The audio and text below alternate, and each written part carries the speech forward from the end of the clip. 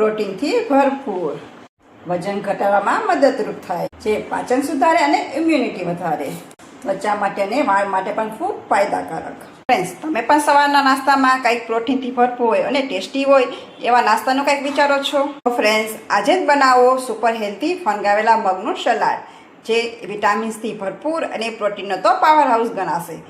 તો ફ્રેન્ડ્સ, ચાલો સલાડની રેસીપી શરૂ કરીશું. તો ફ્રેન્ડ્સ, આજનું સલાડ બનાવવા માટે મેં અહીં 2 વાટકા ફણગાવેલા મગ લીધા છે. ફ્રેન્ડ્સ, આ મગને મેં આખી રાત પાણીમાં પલાળીને રાખ્યા હતા અને સવારે તેને કોરા કરીને એક કપડામાં વીંટીને રાખી દીધા હતા. તો સાંજે થયું ત્યાં સુધીમાં સરસ એવા કોટા ફૂટીને તૈયાર છે. ફ્રેન્ડ્સ, આજનો આપણે જે સલાડ બનાવીશું તે થોડીક અલગ રીતથી બનાવીને તૈયાર કરીશું. તો ફ્રેન્ડ્સ, હવે આપણે એક વાસણ લઈશું, તેમાં એક નાનો ચમચા જેટલું તેલ એડ કરીશું. અહીં આપણે બહુ ઝાઝા તેલનો ઉપયોગ નથી કરવાનો, ફક્ત નાનો ચમચો તેલ લેવાનું છે. આમ જોઈએ અહીં ટોટલ 2 ચમચી જેટલું મેં તેલ લીધું છે. તેલ આપણું ગરમ થાય એટલે તેમાં અડધી ચમચી આખું જીરું એડ કરીશું. જીરું આપણું સલાય એટલે તેમાં લીલા મરચાં એડ કરીશું. અહીં મેં થોડું તીખું મરચું લીધું છે. જો તમારે મોડું મરચું લેવું હોય તો તમે લઈ શકો છો. તો તેને હલાવી દઈશું. હવે સાથે જ આપણે ફણગાવેલા મગ એડ કરી દઈશું. મગને પણ આપણે સરસ એવા હલાવીને મિક્સ કરી દઈશું. ફ્રેન્ડ્સ, આપણે ગેસની ફ્લેમને અહીં લો રાખીશું. ફ્રેન્ડ્સ, તમને બધાને ખ્યાલ જ હશે કે ફણગાવેલા મગ છે તે પ્રોટીનનો પાવર હાઉસ ગણાય છે, કેમ કે તેનાથી જ આપણા સ્નાયુઓ છે ને તે એકદમ મજબૂત બને છે. તો આને આપણે 1 થી 2 મિનિટ માટે જ રહેવા દઈશું. ત્યાં સુધીમાં આપણે થોડાક મસાલા કરી લઈશું. તો તેમાં લઈશું થોડોક એવો હળદર પાવડર, પછી એડ કરીશું થોડુંક લાલ મરચું પાવડર અને સ્વાદ પ્રમાણે નમક એડ કરી દઈશું. નમક તમે તમારા સ્વાદ અનુસાર વધુ ઓછું કરી શકો છો. તો આ બધું હલાવીને આપણે મિક્સ કરી દઈશું. તો ફ્રેન્ડ્સ, આજનો મારો વિડીયો છે તમે સ્કીપ ના કરતા. જો તમે સ્કીપ કરશો તો કે આજનો આપણે જે સલાડ છે તે કેવી રીતે કરીશું અને તેના શું ફાયદા છે તે હું તમને આ વિડીયોમાં જણાવીશ. તો આપ મારો વિડીયો છેલ્લે સુધી જરૂરથી જોજો. તો આપણે હવે 2 થી 3 મિનિટ માટે આપણે રહેવા દેવાનું છે. તો 2 મિનિટ જેવું થઈ ગયું છે તો આપણે ગેસની ફ્લેમને બંધ કરી દઈશું. તો આ મગને આપણે થોડીક વાર માટે ઠંડા થવા દઈશું. તો આ સલાડને આપણે એક બાઉલમાં કાઢી લઈશું, જેથી કરીને તે ફટાફટ ઠંડુ થઈ જાય. તો ફ્રેન્ડ્સ, આપણા મગ થોડાક ઠંડા થાય ત્યાં સુધીમાં મેં થયું શાકભાજી કટ કરીને રાખ્યા હતા. તો એમાં લીધી છે ઝીણી સમારેલી ડુંગળી, મરચું, ગાજર અને ટમેટું. આના સિવાય પર આપણે એક વસ્તુ એડ કરીશું ને, જેથી કરીને આપણા સલાડનો સ્વાદ એકદમ સુપર ટેસ્ટી આવશે. પણ હાલમાં અત્યારે મારી પાસે એટલી જ વસ્તુ હતી એટલે હું આ વસ્તુ બધી એડ કરું છું. અને જે તમે જો કાકડી છે, ચીવડા છે તે પણ તમે લઈ શકો છો. તો ફ્રેન્ડ્સ, 5 મિનિટ જેવું થઈ ગયું છે. આપણે મગ પણ સરસ એવા ઠંડા થઈ ગયા છે. હવે મગ ઠંડા થાય ને ફ્રેન્ડ્સ, પછી જ આપણે બધી સામગ્રી એડ કરી દઈશું. તો તેમાં એડ કરીશું ટમેટો. તમને ખબર જ હશે કે ટમેટામાં પણ સરસ એવા વિટામિન્સ હોય છે. ડુંગળી, જે આપણા સ્વાસ્થ્ય માટે ખૂબ જ સારી હોય છે. સાથે લઈશું આપણે મરચાં. મરચાં પણ આપણા સ્વાસ્થ્ય માટે સારા છે, પણ એકદમ તમારે તીખું નથી લેવાનું. મોરું મરચું હોય તે તમારે લેવાનું છે. ને ગાજર, ગાજરની તો બધાને ખબર જ હોય છે કે તેમાં વિટામિન્સ તો રહેલા જ હોય છે. હવે આપણે પાછા મસાલા કરી લઈશું. તો એમાં લઈશું અડધી ચમચી શેકેલા જીરાનો પાવડર. જો તમારી પાસે ના હોય ને તો તેની જગ્યાએ તમે ધાણા જીરું પાવડર પણ લઈ શકો છો. સાથે જ એડ કરીશું અડધી ચમચી મરીનો પાવડર.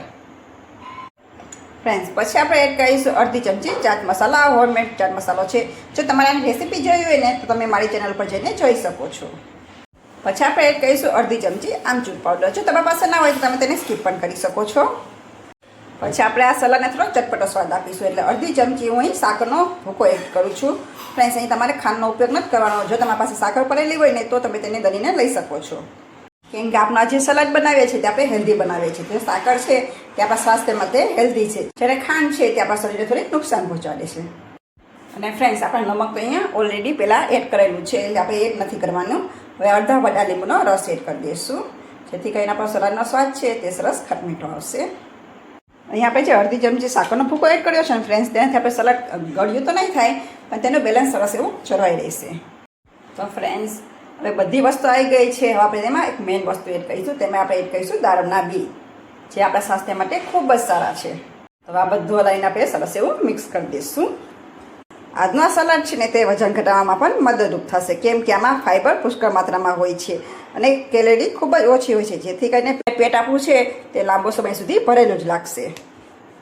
અને સાથે જ આપણા ફણગાવેલા મગ છે, ફણગાવેલા હોય અથવા તમે એમને પલાળીને જો મગનો ઉપયોગ કરતા હોય ને તો પણ તે આપણા પાચન શક્તિ માટે ખૂબ જ સારા છે, કેમ કે ફણગાવેલા મગ અથવા તો સાદા મગ છે તે પચવામાં સાવ હલકા હોય છે. અને સાથે સાથે આ મગ છે તે ઇમ્યુનિટી શક્તિ પણ વધારે છે, જેથી કરીને આપણે બીમારીથી રક્ષણ મળે છે.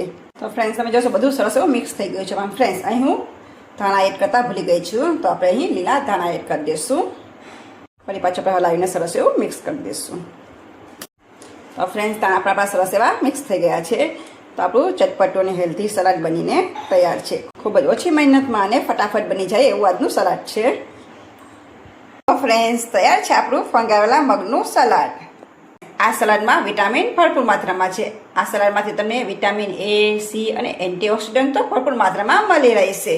સાથે જ આ ડાયાબિટીસને પણ કંટ્રોલ કરશે, એટલે કે બ્લડ શુગર છે તેને પણ કંટ્રોલમાં રાખશે. જેથી ડાયાબિટીસના જે દર્દી છે ને તેના માટે આ ફણગાવેલા મગનું સલાડ છે તે એકદમ હેલ્ધી ઓપ્શન છે.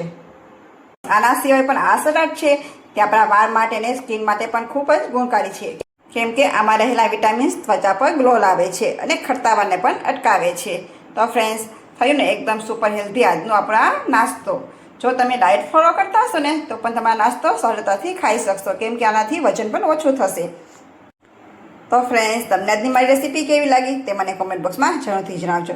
અને આપ મારો વિડીયો કયા શહેરમાંથી જોવો છો તે પણ મને કોમેન્ટ બોક્સમાં કહેજો, તો જ મને ખ્યાલ આવશે કે મારા વ્યુઅર્સ કયા શહેરમાંથી કે ગામમાંથી મારા વિડીયો જોવે છે. અને આપને જો મારી રેસીપી પસંદ આવી હોય તો એક લાઇક કરજો, શેર કરજો અને હેતસ કિચનને સબસ્ક્રાઈબ કરજો. અને અવનવી રેસીપી જોઈ હોય તો મારી ચેનલ સાથે જોડાયેલ રહેજો. ત્યાં સુધી હવે આવજો.